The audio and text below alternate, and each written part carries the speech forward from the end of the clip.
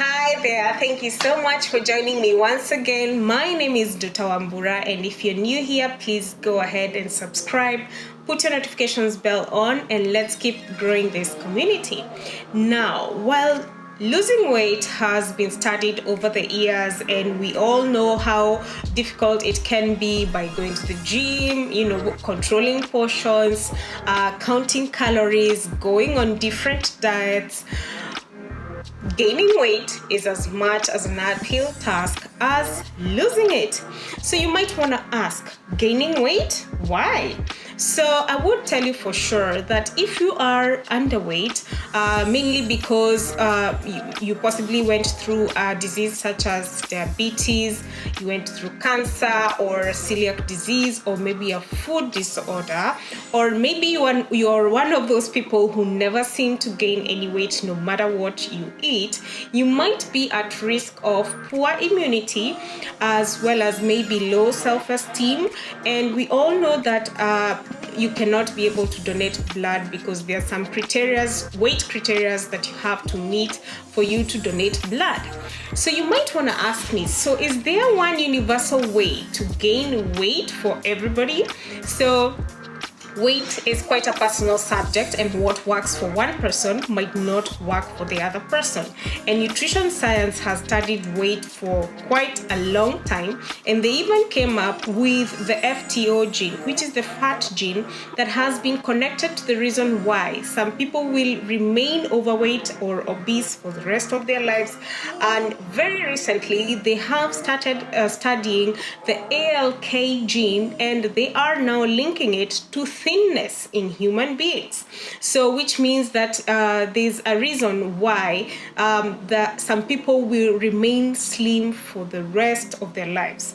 So you might want to say it's metabolism, others might want to say it's genes. Yes, you might be right in any one of those thoughts you might be having. All right, so now going back to the tips on how to gain weight the healthy way.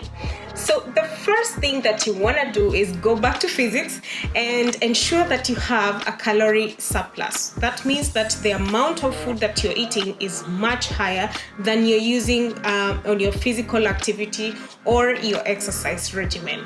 So which means that you can achieve this by one, increasing the diameter of the plate that you're eating.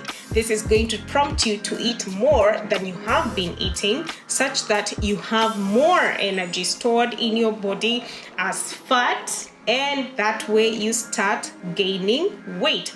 Remember, we spoke about the fat molecules having a chemical composition of C55H1O4O6, so which means that you would need to have more of those fat molecules in your body for you to start gaining the weight. All right, so now you also would possibly start increasing the frequency of the meals within the day. So which means that you take the three main meals, that is breakfast, lunch, and dinner, and then incorporate some snacks in between those meals. So does that mean that you can eat pretty much anything? No. So you should actually obviously avoid the fast and processed foods and go for the nutrient-dense food. So if you're choosing from the fats, you would go for things like salmon, avocado oil, coconut oil, peanut oil, the eggs as well. You would go for the olive oil as well. So, you don't need to go for the fast foods. If you're going for the carbohydrates, then it would be okay to still go for the whole grain carbohydrates and avoid the processed food. Remember, this is going to be quite an uphill task as well, so take your time and realize what actually works for you.